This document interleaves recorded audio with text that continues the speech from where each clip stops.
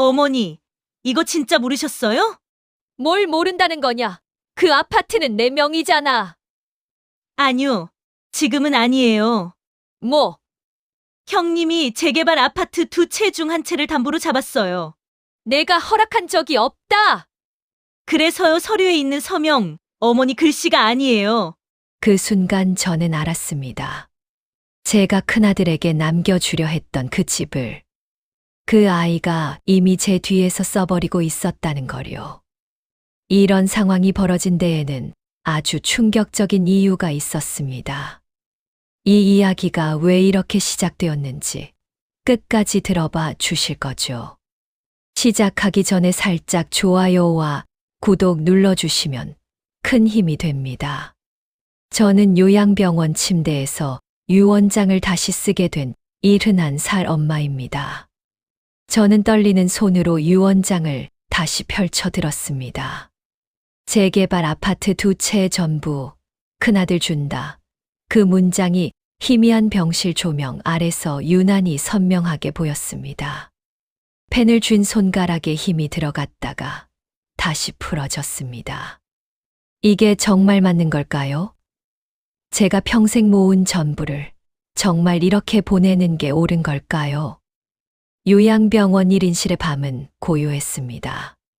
복도에서 들려오는 간호사들의 발소리, 누군가의 기침 소리, 그리고 제 심장이 뛰는 소리만이 이 공간을 채우고 있었습니다. 창밖으로는 도시의 불빛들이 깜빡이고 있었지만 저는 그 빛들이 얼마나 멀리 있는지만 느껴졌습니다. 이곳에 온 지 석 달째였습니다. 당뇨 합병증에 심장까지 안 좋아지면서 혼자 사는 게 위험하다는 의사의 권유로 들어온 곳이었죠. 펜촉을 종이에 가져다 댔을 때 문 밖에서 작은 소리가 들렸습니다. 발자국 소리였습니다. 저는 반사적으로 고개를 들었습니다. 혹시 큰아들이 온 걸까 하는 기대가 가슴 한편에서 피어올랐습니다. 하지만 문이 조심스럽게 열리며 들어온 사람은 오늘도 둘째 며느리였습니다. 어머님, 아직 안 주무셨어요? 며느리는 손에 보온병과 작은 가방을 들고 있었습니다. 저는 황급히 유언장을 이불 밑으로 밀어 넣으며 애써 웃음을 지었습니다. 잠이 안 와서. 며느리는 제 표정을 살피더니 아무 말 없이 보온병을 열어 따뜻한 차를 따라주었습니다. 대추차였습니다. 제가 좋아한다는 걸 기억하고 있었던 거죠. 그 향이 병실 안을 채우는 동안 저는 문득 지난 몇 달을 떠올렸습니다. 입원한 첫 주, 큰아들은 매일 왔습니다. 어머니, 걱정 마세요. 제가 다 알아서 할게요. 그의 말은 든든했고 저는 안심했습니다. 하지만 일주일이 지나고 2주일이 지나면서 그의 방문은 점점 뜸해졌습니다. 전화로 안부를 묻는 것도 처음에는 매일이었다가 나중에는 이틀에 한 번, 그러다 일주일에 한 번으로 줄어들었습니다. 반면 둘째 며느리는 처음에는 일주일에 한두 번 왔습니다. 그런데 큰아들의 발길이 뜸해질수록 며느리의 방문은 오히려 잦아졌습니다. 남편인 둘째 아들은 지방에서 일하느라 자주 오지 못했지만 며느리는 서울에서 일하면서도 퇴근길에 들렀습니다.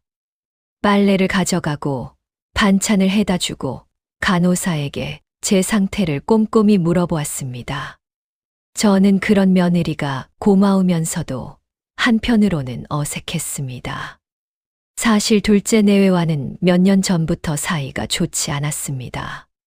큰아들의 사업을 돕기 위해 제가 재개발 아파트를 담보로 대출을 받았을 때 둘째 부부가 반대했었거든요. 어머니, 너무 무리하시는 거 아니에요? 형님 사업이 계속 안 되고 있잖아요. 며느리의 그 말이 저는 너무 섭섭했습니다. 형에게 질투하는 거라고 생각했죠. 그 일 이후로 저는 둘째 내외를 멀리했습니다. 명절에도 큰아들 집에만 가고 전화도 큰아들에게만 자주 했습니다. 둘째가 서운해할 거라는 생각은 했지만 형이 더 효자인데 당연한 거 아니냐는 마음이 컸습니다. 그래서 유언장에도 망설임 없이 큰아들에게 모든 재산을 주기로 적었던 겁니다. 그런데 지금 이 병실에서 저를 챙기는 사람은 제가 소홀히 대했던 둘째 며느리였습니다. 며느리는 제가 차를 마시는 동안 조용히 창가에 놓인 화분에 물을 주고 침대 시트가 구겨진 부분을 펴주고 냉장고 안의 유통기한을 확인했습니다. 그 모든 행동이 자연스러웠습니다. 의무감이 아니라 진짜 걱정하는 사람의 손길이었습니다. 저는 보온병 뚜껑을 돌리며 조심스럽게 물었습니다. 오늘도 먼 길 왔어. 퇴근하고 바로 온 거지. 괜찮아요. 어차피 퇴근길이에요. 며느리는 담담하게 답했지만 저는 알 수 있었습니다. 병원이 며느리 집이나 회사에서 결코 가까운 곳이 아니라는 걸. 그런데도 이 사람은 거의 매일 이렇게 들렀습니다. 문득 가슴 한 구석이 먹먹해졌습니다. 제가 그동안 뭘 본 걸까요? 제가 믿었던 효도는 진짜 효도였을까요? 큰아들의 전화는 점점 짧아지고 짜증 섞인 목소리가 늘어가는데 저는 그걸 바빠서 그런 거겠지라고만 생각했습니다. 하지만 며느리는 분명 저보다 더 바쁠 텐데 이렇게 매일 얼굴을 비추고 있었습니다. 며느리가 돌아간 뒤 저는 다시 이불 밑에서 유언장을 꺼냈습니다. 큰아들 이름이 적힌 그 종이를 한참 바라보았습니다. 손이 떨렸습니다. 이게 맞는 건지 아니면 제가 뭔가 크게 잘못 본 건지 갑자기 모든 게 흔들리기 시작했습니다. 저는 펜을 쥐었지만 끝내 종이에 선을 긋지 못했습니다. 대신 유언장을 접어서 서랍 깊숙이 넣어두었습니다. 오늘 밤은 아직 아니었습니다. 조금 더 지켜봐야 할 것 같았습니다. 제가 평생 쌓아온 것들을 누구에게 물려줄 것인지, 그건 단순히 혈연의 순서가 아니라 진심의 무게로 결정해야 한다는 생각이 들었으니까요. 창밖의 불빛들이 하나둘 꺼져가고 있었습니다. 저도 조명을 끄고 눈을 감았습니다. 하지만 잠은 쉽게 오지 않았습니다. 머릿속에서는 큰아들의 얼굴과 며느리의 뒷모습이 자꾸만 교차했습니다. 그날 밤 잠들지 못하고 천장을 바라보며 저는 자꾸만 과거로 돌아갔습니다. 왜 제가 큰아들에게 모든 걸 주기로 결심했는지, 그 시작점으로요. 남편이 세상을 떠난 건 5년 전이었습니다. 갑작스러운 뇌출혈이었습니다. 병원에 도착했을 때는 이미 의식이 없었고 사흘을 버티지 못했습니다. 장례식장에서 저는 정신이 하나도 없었습니다. 평생을 함께 산 사람이 그렇게 허무하게 떠나버리니 앞으로 어떻게 살아야 할지 막막했습니다. 그때 제 옆을 지킨 건 큰아들이었습니다. 장례 절차를 모두 챙기고 문상객들을 응대하고 상주로서 해야 할 모든 일을 도맡았습니다. 둘째도 물론 왔지만 큰아들만큼 적극적이지는 않았습니다. 아니, 그렇게 보였습니다. 큰아들이 워낙 앞장서서 처리하다 보니 둘째는 자연스럽게 뒤로 밀려났던 거죠. 장례를 치르고 나서도 큰아들은 자주 집에 들렀습니다. 어머니, 혼자 계시면 안 되죠. 제가 자주 올게요. 그의 말은 든든했습니다. 실제로 그는 일주일에 2~3번은 저를 찾아왔습니다. 반찬을 사다 주기도 하고, 전구가 나가면 갈아주기도 하고, 병원 갈 때 차로 데려다 주기도 했습니다. 반면 둘째는 지방으로 발령을 받아서 자주 오지 못했습니다. 한 달에 1~2번 올까 말까 했습니다. 전화는 자주 했지만 저는 목소리로 듣는 것보다 얼굴을 보고 싶었습니다. 자연스럽게 제 마음은 큰아들 쪽으로 기울었습니다. 큰아들이 효자구나. 역시 장남은 다르구나. 그렇게 생각했습니다. 그러다 재개발 소식이 들렸습니다. 저희 동네가 재개발 구역으로 지정된 겁니다. 남편이 평생 모아서 장만한 아파트 두 채였습니다. 하나는 저희가 살던 곳이고, 하나는 투자 목적으로 산 소형 아파트였죠. 재개발이 확정되자 주변 집값이 치솟기 시작했습니다. 부동산에서 전화가 오고 이웃들이 얼마에 팔았다는 소문이 돌았습니다. 그때 큰아들이 말했습니다. 어머니, 이 집들 나중에 어떻게 하실 생각이세요? 저는 아직 생각해 본 적이 없다고 답했습니다. 큰아들은 조심스럽게 말을 이었습니다. 형제가 나중에 재산 문제로 싸우는 거 보기 싫잖아요. 미리 정리하시는 게 좋을 것 같아요. 그 말이 맞다고 생각했습니다. 실제로 주변에서 형제가 유산 다툼으로 법정까지 가는 이야기를 여러 들었으니까요. 저는 제 아이들이 그렇게 되는 걸 원치 않았습니다. 추석 때였습니다. 온 가족이 모인 자리에서 재산 이야기가 나왔습니다. 큰아들이 먼저 입을 열었습니다. 동생이 멀리 있으니까 어머니 챙기기 힘들잖아. 나는 가까이 있으니까 자주 올 수 있고. 그러니까 형이 더 챙기는 게 맞는 거 아니야? 둘째는 한동안 아무 말이 없었습니다. 큰아들의 말이 계속 이어졌습니다. 물론 동생 목도 있어야지. 그래도 주로 챙기는 사람이 조금 더 받는 게 당연하지 않나? 그제야 둘째가 조용히 말했습니다. 형님, 하시는 대로 하세요. 저는 상관없어요. 그 말이 양보인지 포기인지 아니면 서운함인지 저는 읽어내지 못했습니다. 아니, 읽으려 하지 않았습니다. 둘째가 순하고 착해서 형한테 양보하는 거라고만 생각했습니다. 그리고 실제로 큰아들이 더 자주 와서 저를 챙기는 게 사실이었으니까요. 그 뒤로 집안 분위기는 자연스럽게 큰아들이 더 많이 받는다는 쪽으로 흘러갔습니다. 큰며느리도 가끔 농담처럼 말했습니다. 어머님, 나중에 저희가 잘 모실게요. 걱정 마세요. 그 말이 저는 기분 좋았습니다.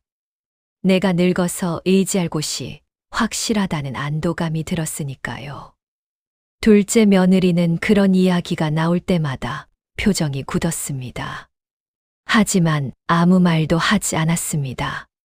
저는 그게 동의의 표시라고 생각했습니다.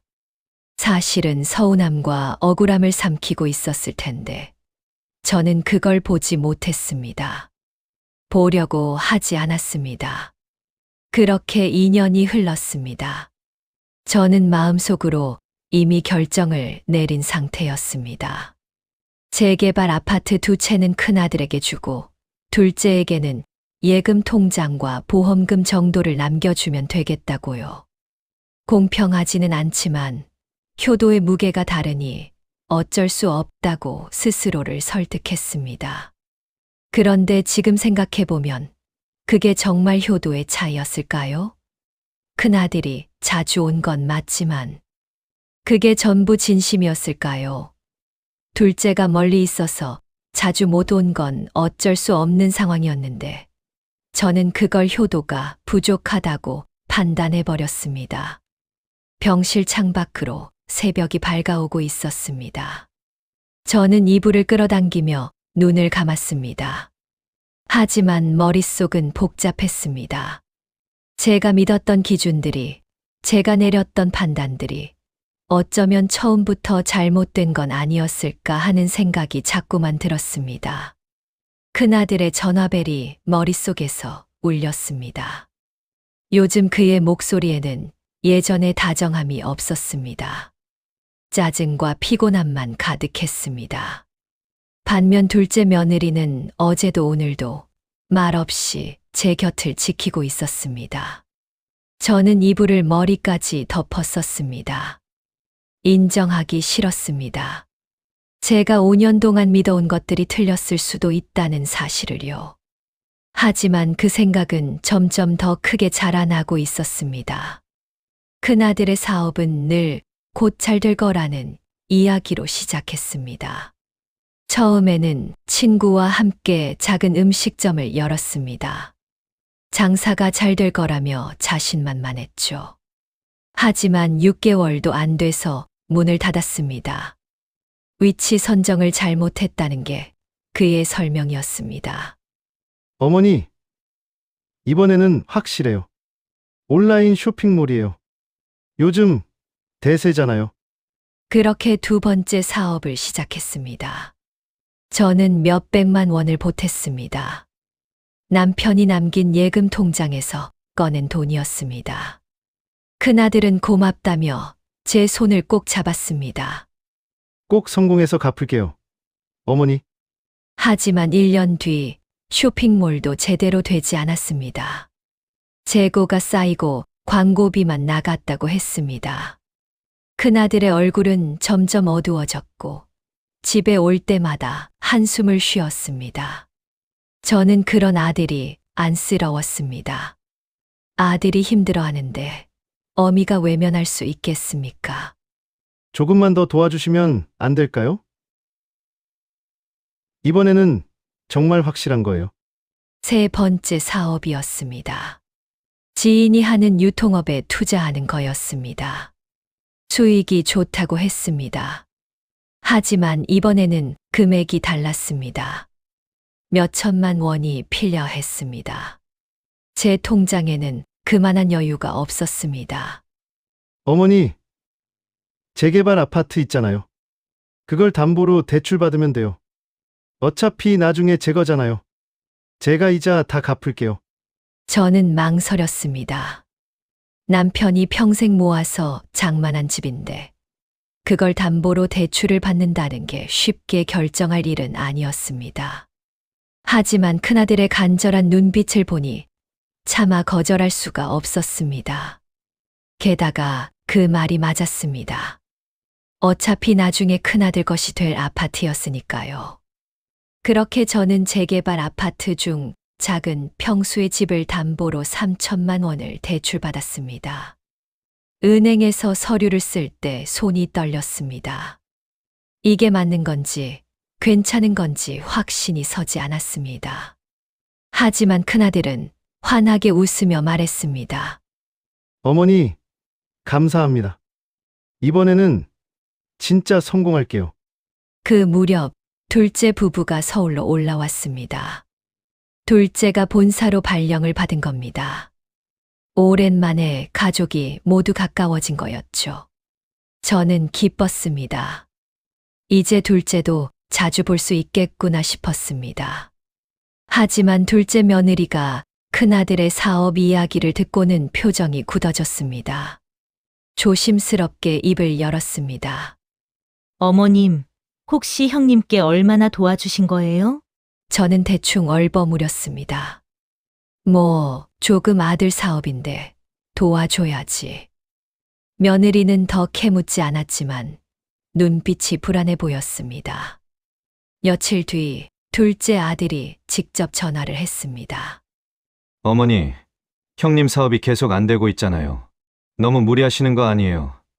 혹시 집까지 담보로 잡으신 건 아니시죠? 그 말에 저는 화가 났습니다. 내가 뭘 안다고 그래? 형은 열심히 하는데 운이 안 따라준 거야. 너는 형이 힘들어하는 걸 왜 그렇게 못마땅하게 봐? 둘째는 한숨을 쉬며 말했습니다. 제가 형을 미워해서 그러는 게 아니에요. 그냥 어머니가 걱정돼서요. 형님 사업이 세 번째잖아요. 그런데 한 번도 제대로 된 적이 없었어요. 그러니까 이번에는 되라고 도와주는 거잖아. 저는 목소리를 높였습니다. 둘째는 더 이상 말하지 않았습니다. 전화를 끊고 나서 저는 가슴이 답답했습니다. 둘째가 형을 질투하는 거라고 생각했습니다. 형이 재산을 더 많이 받게 될 거니까 그게 못마땅한 거라고요. 그 일 이후로 둘째 부부와는 더 거리가 멀어졌습니다. 명절에도 큰아들 집에만 갔고 둘째에게는 전화도 뜸했습니다. 둘째 며느리가 가끔 연락해서 어머님 건강은 괜찮으세요? 라고 물어도 저는 응, 괜찮아 라고만 짧게 답했습니다. 큰아들의 세 번째 사업도 결국 1년을 넘기지 못했습니다. 투자한 돈은 거의 돌아오지 않았습니다. 큰아들은 또다시 어두운 얼굴로 제 앞에 앉았습니다. 어머니, 죄송해요. 이번에도 안 됐어요. 저는 아들의 손을 잡아줬습니다. 괜찮아. 다음에 기회가 또 있을 거야. 하지만 마음 한구석에서는 불안함이 커지고 있었습니다. 대출 이자는 매달 나갔고 큰아들이 갚겠다던 약속은 계속 미뤄졌습니다. 어머니, 조금만 기다려주세요. 취직하면 바로 갚을게요. 그렇게 말했지만 그의 취직도 쉽지 않아 보였습니다. 그때쯤 제 건강도 나빠지기 시작했습니다. 당뇨 수치가 올라가고 혈압도 불안정했습니다. 약을 먹어도 쉽게 나아지지 않았습니다. 병원을 오가는 일이 잦아졌습니다. 이상하게도 그 무렵부터 큰아들의 연락이 더 뜸해졌습니다. 병원에 데려다 달라고 하면 오늘은 약속이 있어서라고 했고 다음에 올게요 라는 말만 반복했습니다. 저는 아들이 취직 준비로 바쁜 거라고 이해하려 했습니다. 하지만 지금 생각해보면 그때부터 이미 신호들이 있었습니다. 큰아들은 제가 돈 이야기만 하면 표정이 굳었고 통장이나 대출 이야기만 나오면 화제를 돌렸습니다. 저는 그게 미안함 때문이라고 생각했지만 어쩌면 그건 책임을 회피하고 싶어 하는 신호였는지도 모릅니다. 반면 둘째 며느리는 그때도 가끔 문자를 보냈습니다. 어머님 병원 다녀오셨어요? 불편하신 데는 없으세요? 저는 그 문자들을 읽고도 답장하지 않았습니다. 여전히 서운함이 남아 있었으니까요. 지금 병실 천장을 보며 저는 깨닫습니다. 제가 보지 못했던 사인들이 얼마나 많았는지를요. 아니, 보지 않으려 했던 사인들이 얼마나 많았는지를요. 첫 입원은 새벽이었습니다. 가슴이 답답하고 숨이 차올라서 119를 불렀습니다. 응급실에서 검사를 받고 의사는 심장에 이상이 있다고 했습니다. 당뇨 합병증이 심장까지 온 거라고요. 최소 일주일은 입원해야 한다는 말을 들었을 때 저는 막막했습니다. 혼자 사는 집은 어떻게 하지? 병원비는 얼마나 나올까? 큰아들에게 전화를 걸었습니다. 새벽 4시였지만 어쩔 수 없었습니다. 한참 만에 잠에 취한 목소리가 들렸습니다. 어머니, 무슨 일이세요? 제가 응급실에 있다고 하자 목소리가 급하게 바뀌었습니다. 지금 갈게요. 1시간쯤 뒤에 큰아들이 도착했습니다. 머리는 헝클어져 있었고 옷도 대충 걸친 모습이었습니다. 그래도 달려와 준 게 고마웠습니다. 어머니, 괜찮으세요? 많이 놀라셨죠? 아들은 제 손을 잡아주었고 저는 그 손에서 안도감을 느꼈습니다. 입원 수속을 밟고 병실로 옮기는 동안 큰아들은 의사에게 이것저것 물어봤습니다. 어머니, 상태가 어떤가요? 위험한 건 아니죠? 의사는 지금 당장은 괜찮지만 계속 관리가 필요하다고 설명했습니다. 큰아들은 고개를 끄덕이며 메모까지 했습니다. 처음 사흘 동안은 큰아들이 매일 왔습니다. 아침에 출근 전에 들렀다가 저녁에 퇴근 후에 다시 왔습니다. 과일을 깎아주고 간호사가 주사를 놓을 때 옆에서 지켜봐 주었습니다. 저는 생각했습니다. 역시 내 큰아들이야. 내가 잘못 본 게 아니었어. 하지만 일주일이 지나자 상황이 달라졌습니다. 큰아들은 하루 건너 한 번 왔고, 그 다음 주에는 이틀에 한 번으로 줄었습니다. 어머니, 요즘 일이 너무 바빠서요. 양해해 주세요. 저는 이해한다고 말했습니다. 아들도 자기 생활이 있는데 매일 병원에 올 수는 없는 노릇이었으니까요. 퇴원 후 한 달 만에 다시 입원했습니다. 이번에는 당뇨 수치가 급격히 올라가면서 의식이 흐려졌습니다. 집에서 쓰러진 걸 이웃이 발견해서 신고해 준 덕분에 병원에 올 수 있었습니다. 이번에도 큰아들에게 전화했습니다. 하지만 전화를 받지 않았습니다. 1시간 뒤에 겨우 답장이 왔습니다. 어머니, 지금 회의 중이에요. 저녁에 갈게요. 저녁이 되어서야 큰아들이 왔는데 얼굴에 피곤함이 가득했습니다.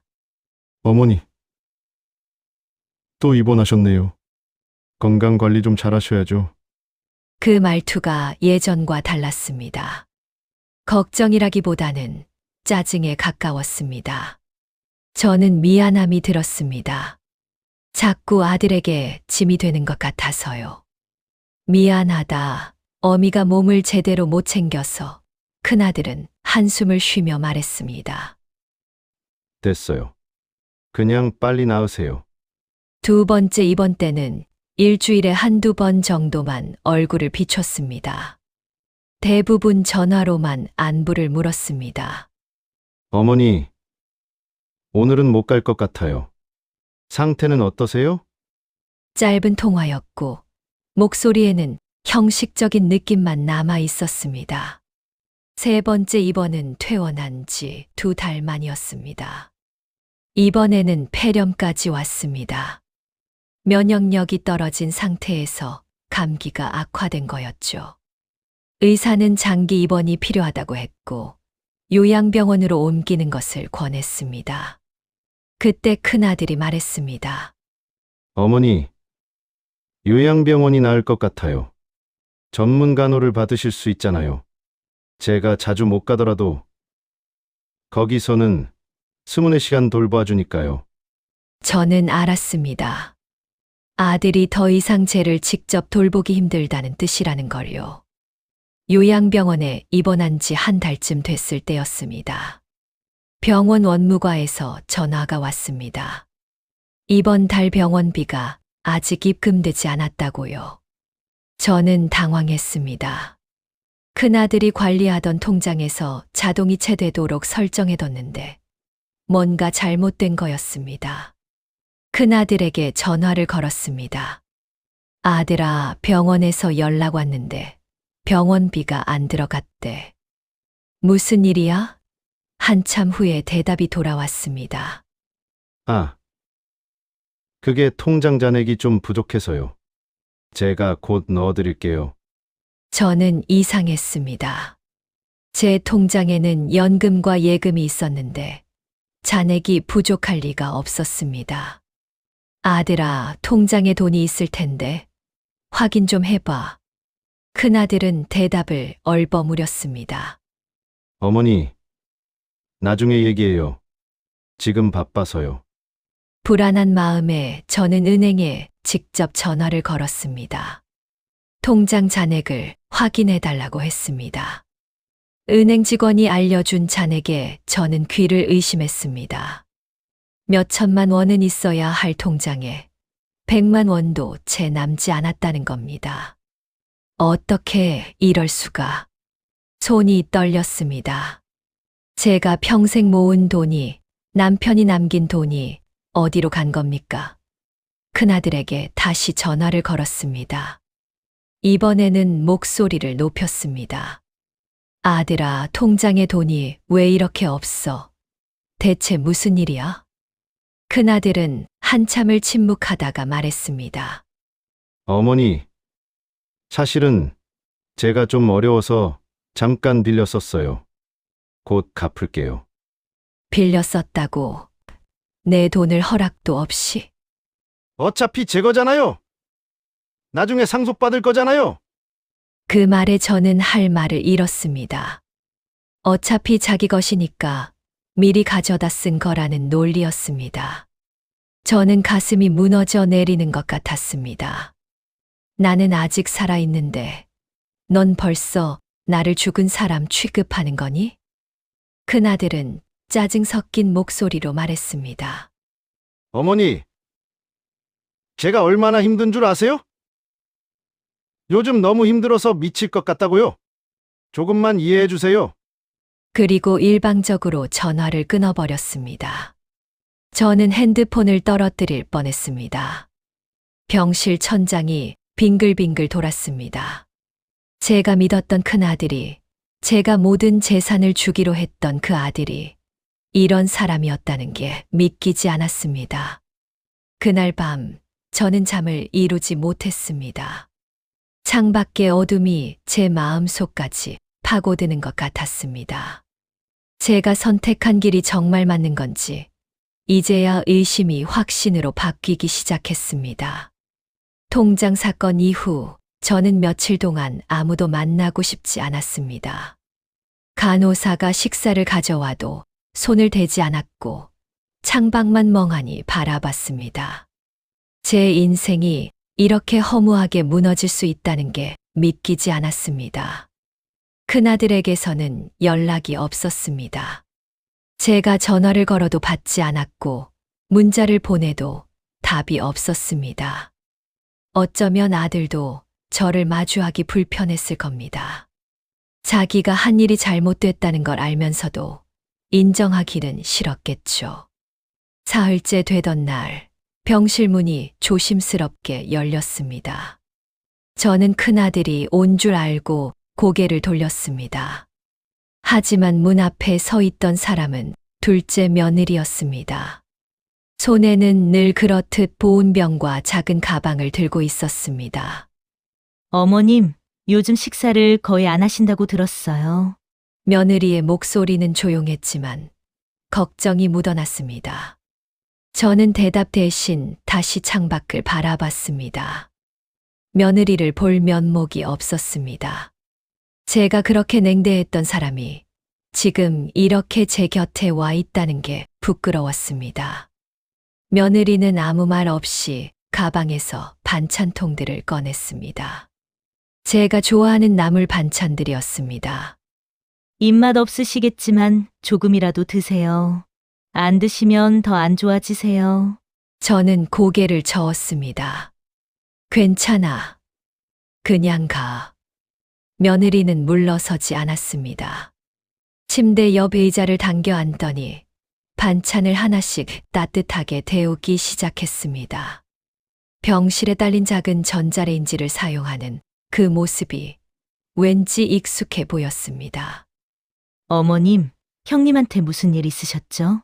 며느리가 조심스럽게 물었습니다. 저는 대답하지 않았습니다.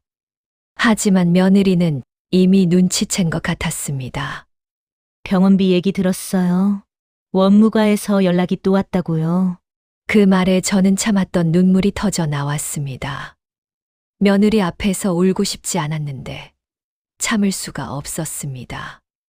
며느리는 황급히 티슈를 꺼내 제 손에 쥐어 주었습니다. 제 어깨를 토닥이며 아무 말도 하지 않았습니다. 한참을 울고 나서 저는 조금씩 이야기를 꺼냈습니다. 큰아들이 제 통장을 관리하면서 돈을 마음대로 썼다는 것, 병원비조차 제때 내지 못할 정도로 통장이 비었다는 것, 아들이 전화를 받지 않는다는 것. 며느리는 말없이 들어주었습니다. 중간에 한숨을 쉬거나 고개를 저을 뿐 큰아들을 비난하는 말은 하지 않았습니다. 어머님, 일단 병원비는 걱정하지 마세요.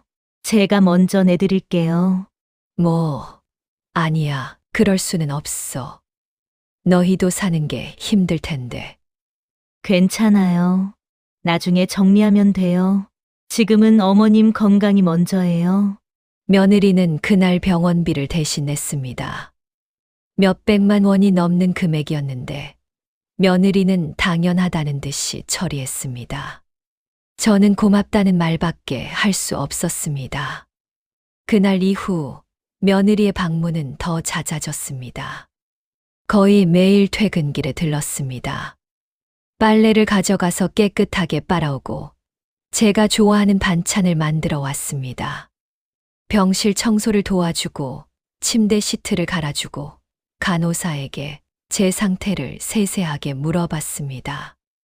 어느 날은 제 발톱을 깎아주었습니다. 나이가 들면서 발톱이 두꺼워져서 제가 직접 자르기 힘들었는데 며느리는 조심스럽게 하나하나 정리해 주었습니다. 그 모습을 보며 저는 생각했습니다. 이게 진짜 효도구나. 며느리는 제게 큰아들 이야기를 꺼내지 않았습니다. 제가 먼저 말하기 전까지는 절대 그 주제를 거론하지 않았습니다.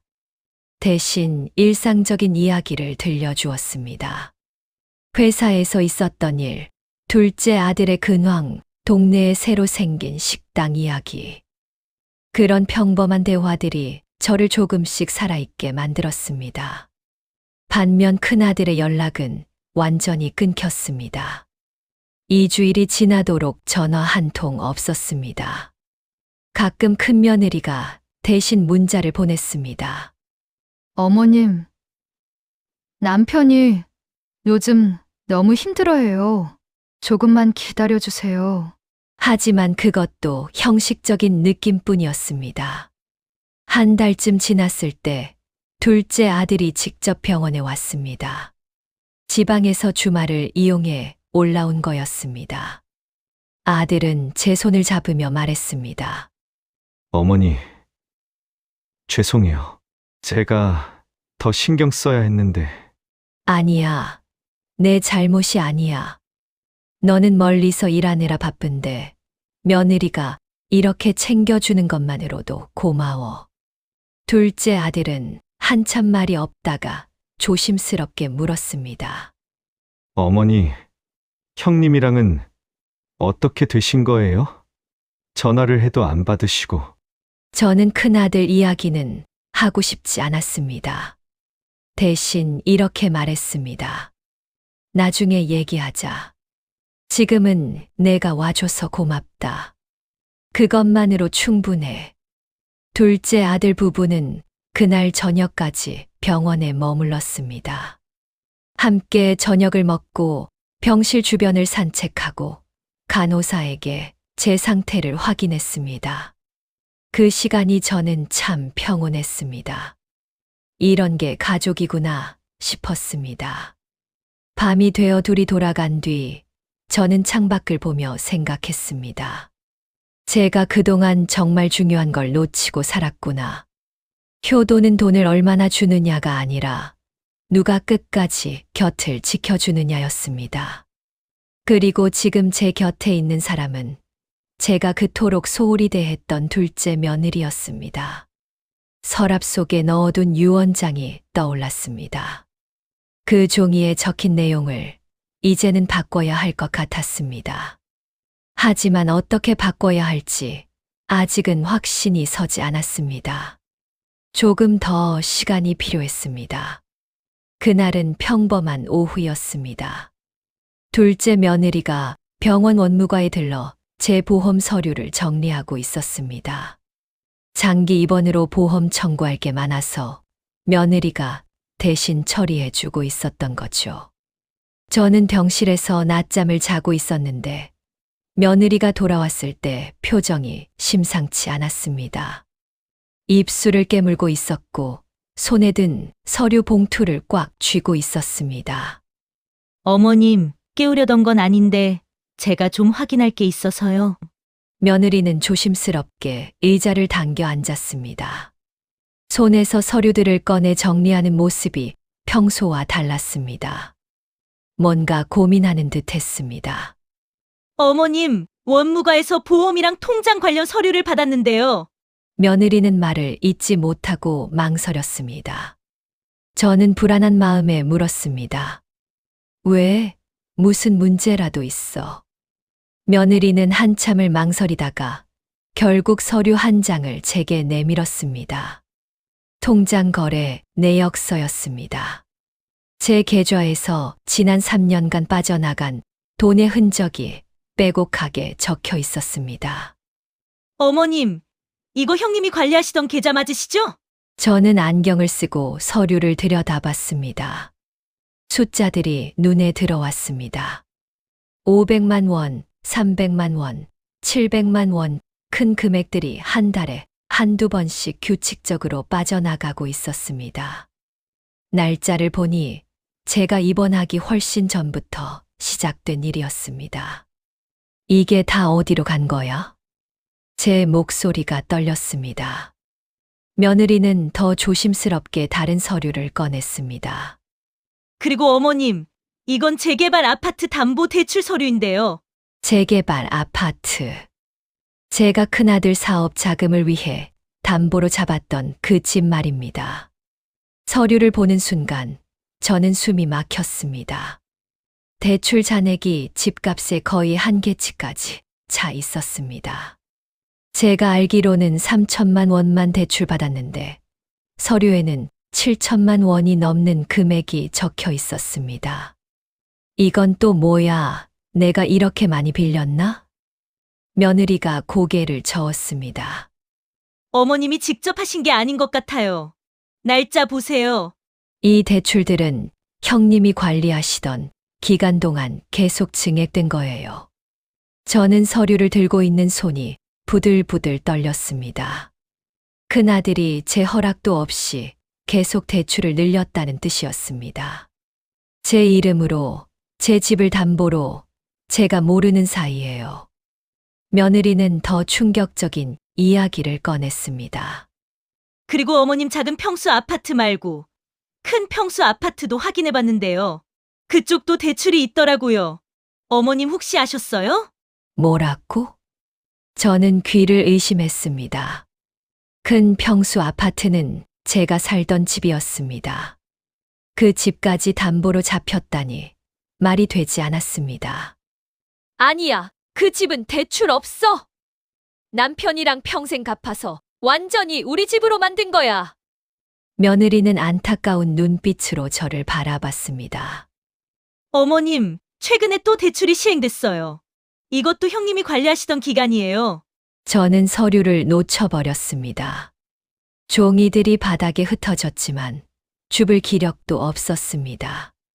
재개발 아파트 두 채 모두 이미 담보 대출로 얽혀 있었습니다. 그리고 제 통장에 있던 돈도 거의 다 빠져나갔습니다.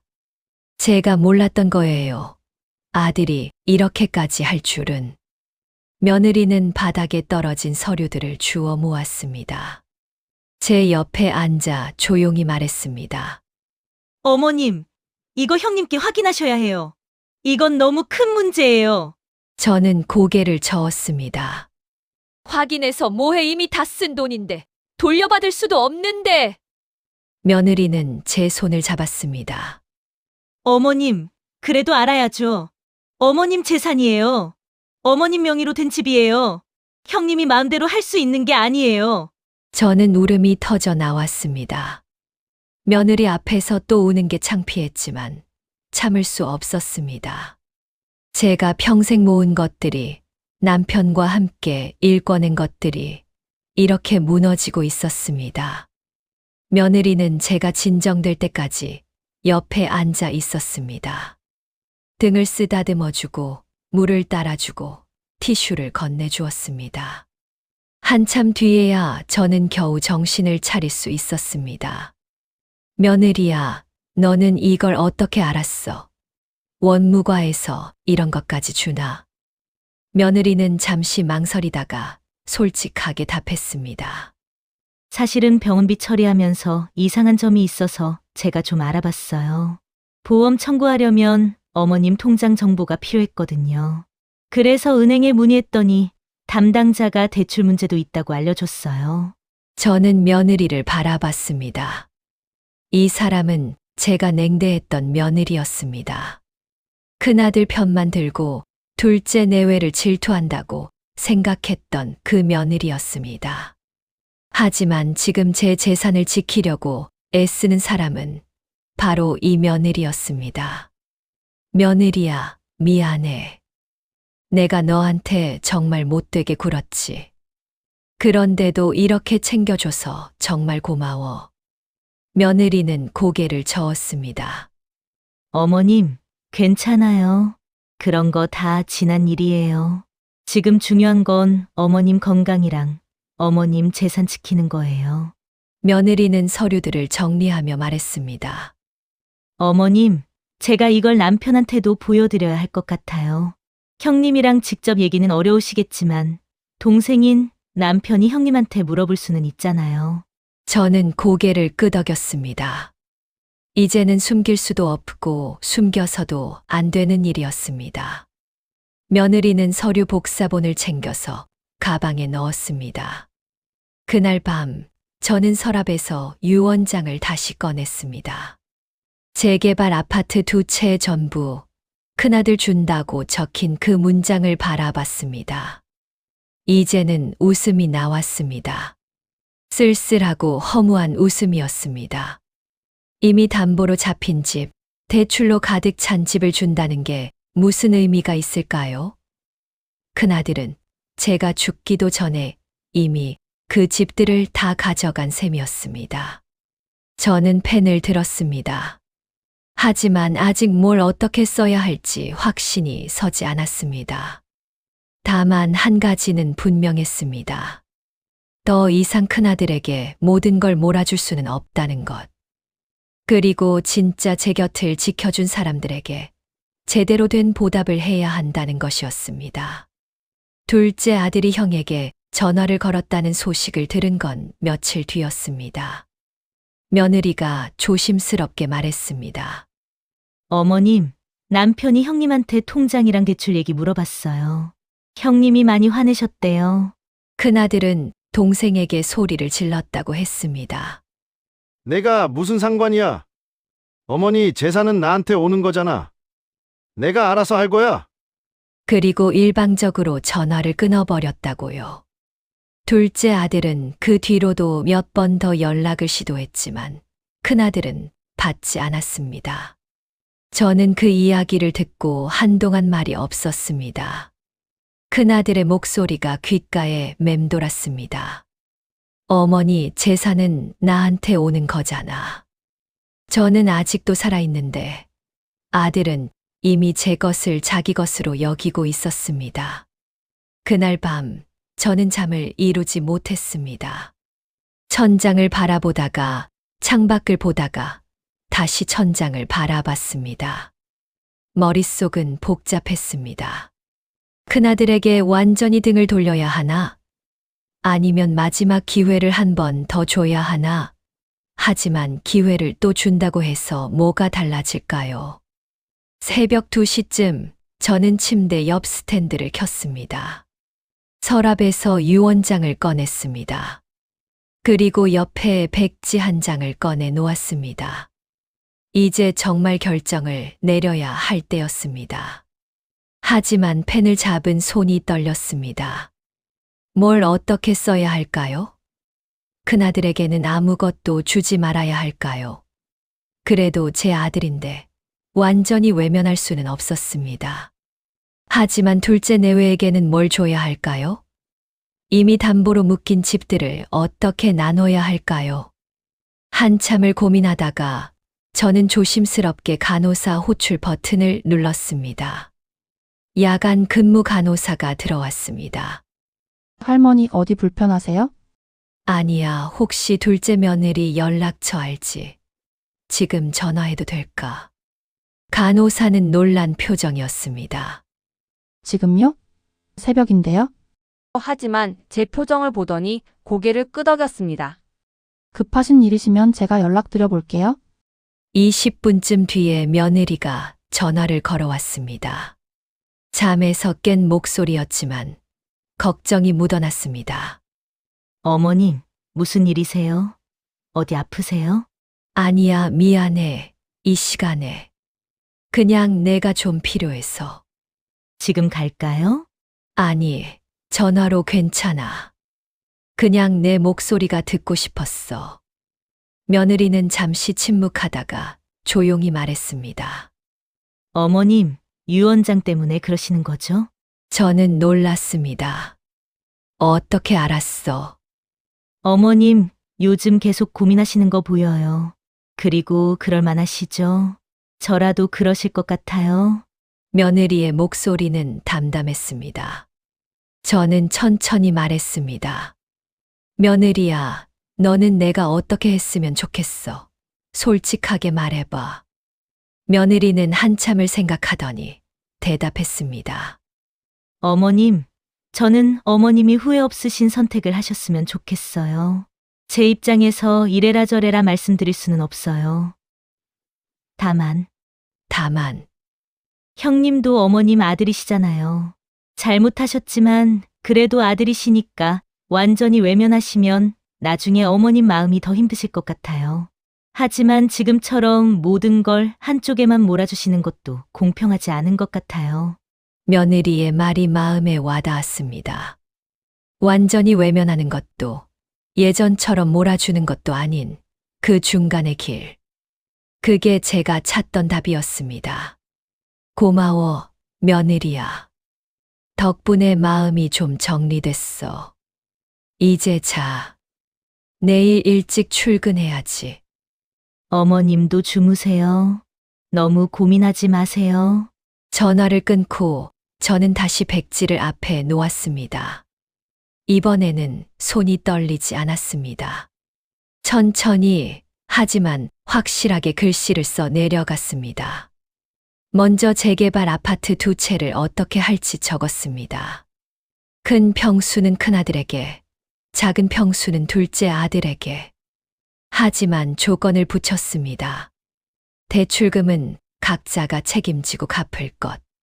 그리고 제가 살아있는 동안은 어떤 명의 변경이나 처분도 할 수 없다는 것.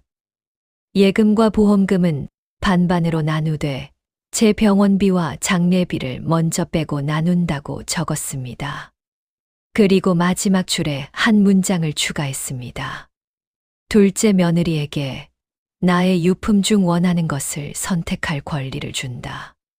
금전적 가치는 크지 않지만 제 마음을 담을 수 있는 최선이었습니다. 며느리가 남편 어머니의 물건을 고를 수 있다는 것. 그게 제가 표현할 수 있는 감사의 마음이었습니다. 다 쓰고 나서 날짜와 서명을 했습니다. 손이 떨려서 글씨가 삐뚤빼뚤했지만 제 의지만큼은 분명했습니다. 유언장을 접어서 봉투에 넣고 봉투 겉면에 유언장이라고 적었습니다. 창밖으로 동이 트고 있었습니다. 새벽 5시쯤이었습니다. 저는 유언장을 가슴에 안고 누웠습니다. 이상하게 마음이 편안했습니다. 뭔가 오랫동안 짊어지고 있던 짐을 내려놓은 기분이었습니다. 이제라도 바로잡을 수 있을까? 스스로에게 물어봤습니다. 완벽한 답은 아닐 겁니다. 큰아들은 분명 불만스러워할 거고 가족 사이에 또 다른 갈등이 생길 수도 있습니다. 하지만 적어도 제 양심은 속이지 않았습니다. 진짜 제 곁을 지켜준 사람들에게 그에 합당한 대우를 한 것입니다. 잠이 들기 전 마지막으로 떠오른 생각은 둘째 며느리의 얼굴이었습니다. 제가 그렇게 냉대했던 그 사람이 결국 제 인생의 마지막을 함께 해주고 있었습니다. 그리고 그 사실이 저를 조금이나마 위로해 주었습니다. 아침 햇살이 병실 안으로 들어왔을 때 저는 처음으로 편안하게 잠들어 있었습니다. 가슴 위에 놓인 유언장 봉투와 함께요. 유언장을 다시 쓴 지 일주일쯤 지났을 때 저는 가족들을 모두 병실로 불렀습니다. 큰아들에게도 문자를 보냈습니다.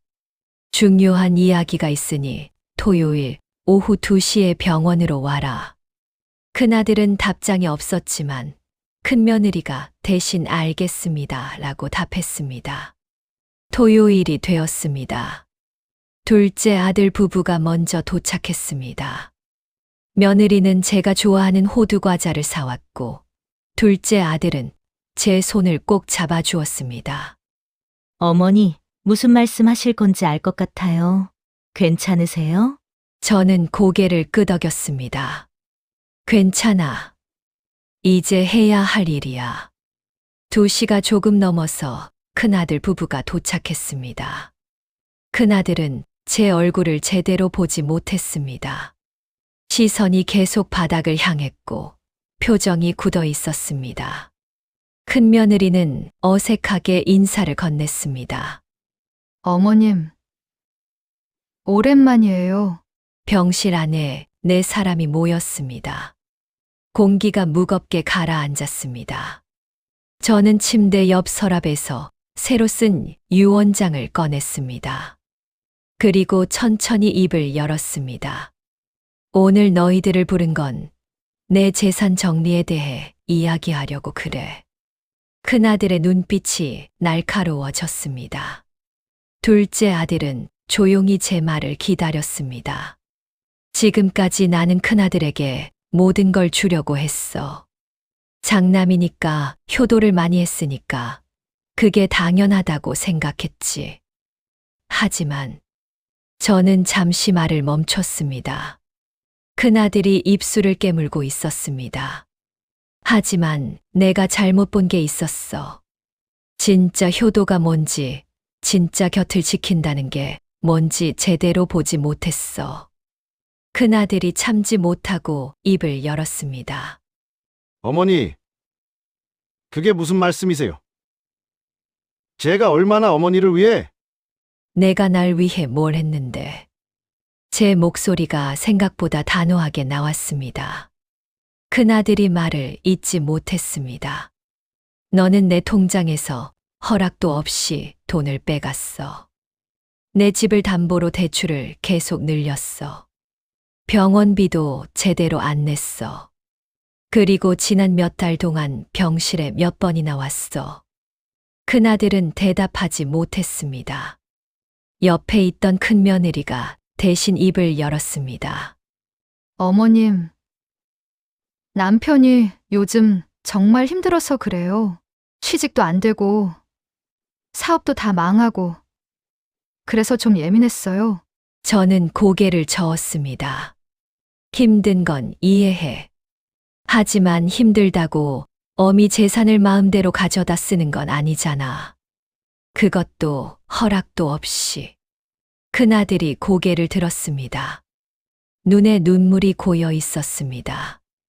어머니, 죄송해요. 제가 정말 잘못했어요. 그냥 너무 급했어요. 어차피 저한테 올 거니까 미리 써도 되는 줄 알았어요. 어차피 내 거라고? 제 목소리가 떨렸습니다. 나는 아직 살아있어. 내 재산은 아직 내 거야. 내 거는 내가 죽고 나서의 이야기지. 큰아들은 아무 말도 하지 못했습니다. 저는 유언장을 펼쳤습니다. 그래서 내가 다시 정리했어. 큰 평수 아파트는 큰아들, 작은 평수는 둘째한테 줄 거야. 예금이랑 보험금은 반반. 단, 대출은 각자가 갚아야 해. 그리고 내가 살아있는 동안에는 어떤 처분도 할 수 없어. 큰아들의 얼굴이 일그러졌습니다. 어머니, 그럼 제가 받는 게 뭐가 있어요? 큰 평수는 대출이 거의 한계치까지 차 있잖아요. 그건 내가 만든 일이잖아. 제 말이 냉정하게 들렸을 겁니다. 하지만 사실이었습니다. 내가 허락도 없이 대출을 늘렸어. 그 빚은 내가 책임져야지. 그래도 집은 주는 거야. 완전히 내 손에서 뺏는 건 아니야. 큰아들은 한참을 입술을 깨물더니 갑자기 벌떡 일어났습니다. 좋아요. 어머니가 그러시려면 그러세요. 저는 이제 안 올게요. 그리고 병실 문을 열고 나가버렸습니다. 큰며느리가 황급히 따라 나갔습니다. 병실에는 침묵만 남았습니다. 둘째 아들이 조심스럽게 입을 열었습니다. 어머니, 괜찮으세요? 저는 고개를 끄덕였습니다. 눈물이 흘렀지만 후회는 없었습니다. 괜찮아.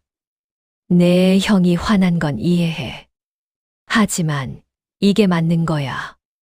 며느리가 제 손을 잡아주었습니다. 어머님, 잘하셨어요. 용기 내셔서 말씀하신 거예요. 며칠 뒤 큰아들에게서 문자가 왔습니다. 어머니, 제가 너무 화를 냈습니다. 죄송합니다. 시간을 좀 주세요. 정리하고 다시 찾아뵙겠습니다.